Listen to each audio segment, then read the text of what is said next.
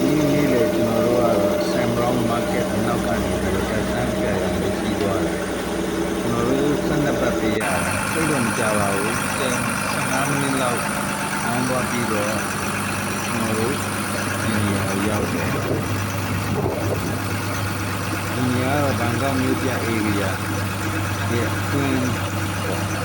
အနားကမှရှိတယ်ဒါမှလည်းပြီးသွားတယ်လုံးဝမပြီးပဲနဲ့စိတ်ဝင်စားမှုပေါ်သွားတဲ့နေရာဒီစံတက်ကိုဒီနေ့နဲ့တောင်းခင်ရတော့ဒီရာမာဒီဒေသရေစတဲ့နေပြီးတောင်းခင်ရဖြစ်နောက်ပိုင်းမှာရာမာနာမီနဲ့ရာမာပလိတိုအခမ်းအနားတွေတော့ချဲ့ပြီးတော့ဒီစင်ရရတယ်သူတို့ကတော့မျိုးစီနေတာနဲ့အင်္ဂလိပ်လမ်းတော့ဟောတာကိုသိရင်အောက်ကျတော့စံတက်တစ်ခုကို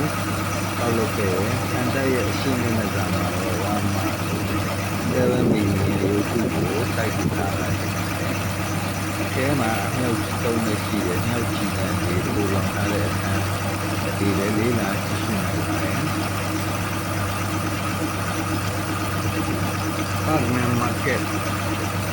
စိတ်ကနေပြီးတော့ဟိုဘက်ကိုတယောက်ကို$4ပေးရ$4ဘတ်ပေးရ$4ဘတ်နဲ့သွားလာရောက်5မိနစ်လောက်ပဲ6ပြား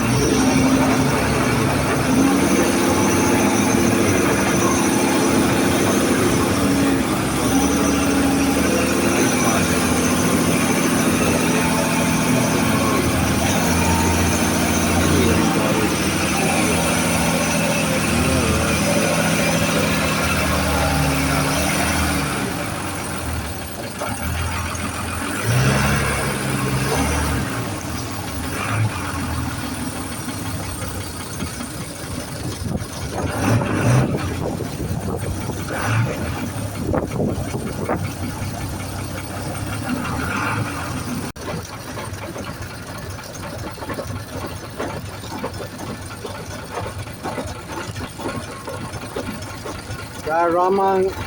9 Rama 5တဲ့ကခံတဲ့တော့ပြရမည်ခုဒီကနေပြီးတော့ပါကနမ်ကျေးကိုသွားနေပါပြီဟိုသွားဟိုဖုန်းပေါ်နေဖုန်းပြီးတော့ဒီမှာသွားနေရတယ်